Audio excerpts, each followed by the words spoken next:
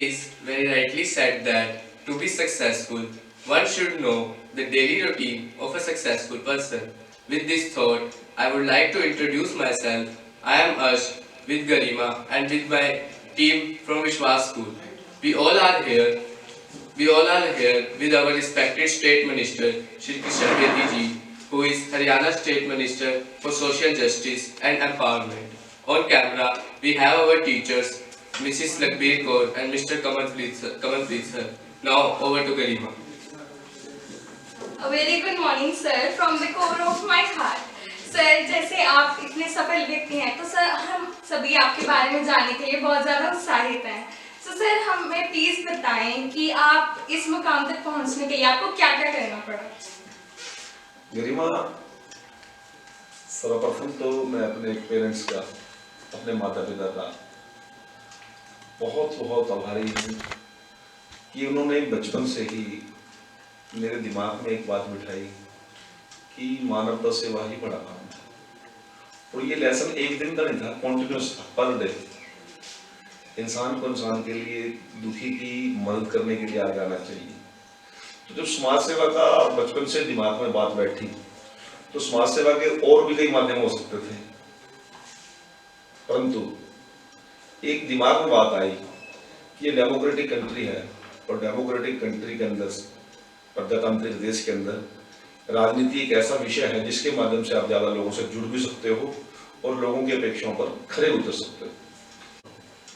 Thank you so much sir for your great answer.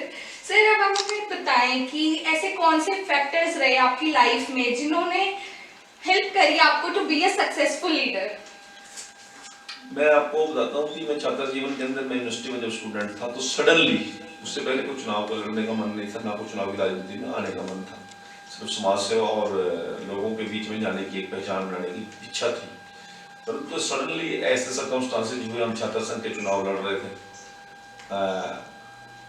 तो उसमें अचानक ही ऐसा मुझे मौका मिला कि मैं छात्र संघ का चुनाव लड़ूं, क्योंकि जिस कैंडिडेट को हमने सेलेक्ट किया था, बाई चांस सर्कमस्टांसेस ऐसे हुए वो कैंडिडेट नॉमिनेशन नहीं कर पाया।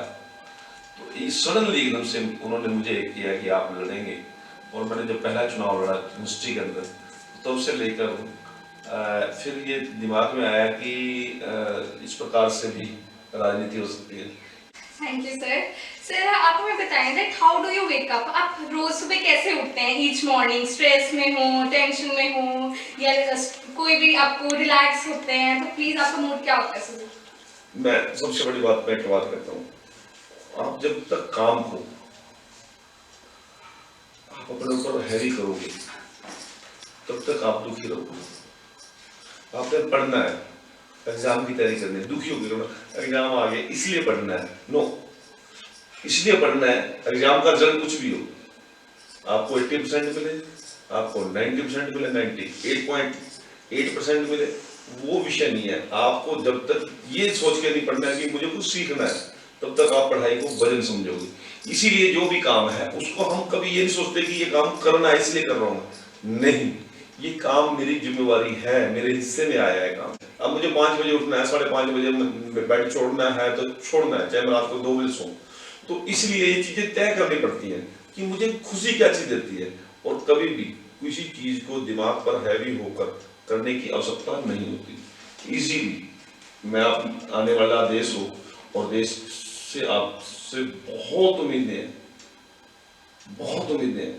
जब आप लोग स्ट्रेस मुक्त होंगे, किसी भी काम को खुशी से करोगे, तो फिर आपको ना तो इरिटेशन होगी, ना चिड़चिड़ापन होगा, ना थकावट होगी, ना भूख लगेगी। तो इसलिए मैं आप सभी से कहता हूँ, सुबह उठ के मैं मेडिटेशन करता हूँ, मॉर्निंग वॉक करता हूँ और फिर अपने काम में लग जाता हूँ, ये सोच के। आप रूटीन का काम डेली का वही होता है ना, स्टूडेंट काम सवेरे स्कूल जाना है, उसको क्लास अटेंड करना, उसके बाद ट्यूशन जाना है, उसके बाद ये तैयारी करनी, इसको मतलब ये नहीं है इसी काम से बंद गई, उसको भी एंजॉय करने की कोशिश करनी चाहिए। जब आप एंजॉय करेंगे, आपका मूड भी अच्छा रहेगा, और जो भी आपकी ड्यूटी है उसको पूरी तरह कर पाएंगे। Thank you sir. सर जैसे आपके पास फ्री टाइम होता है तो आपको टीवी शोज देखना पसंद है, तो अगर आपको पसंद है तो आप कौन सा देखना चाहते हैं? I have no free time, कभी भी फ्री टाइम होता ही नहीं, और आपको ही मैं कहता हूँ कि फ्री टाइम रखना ही नहीं है। फ्री टाइम तो जब होगा ना, आप इसको मतलब टीवी शोज को देखना एक्स्ट्रा काम समझ रहे हैं, वो भी जरूरी काम है। वो टाइम मतलब वेस्ट टाइम को यूज करने के आप कह रहे हो, नहीं, टीवी शो से आपको बहुत कुछ मिलता है।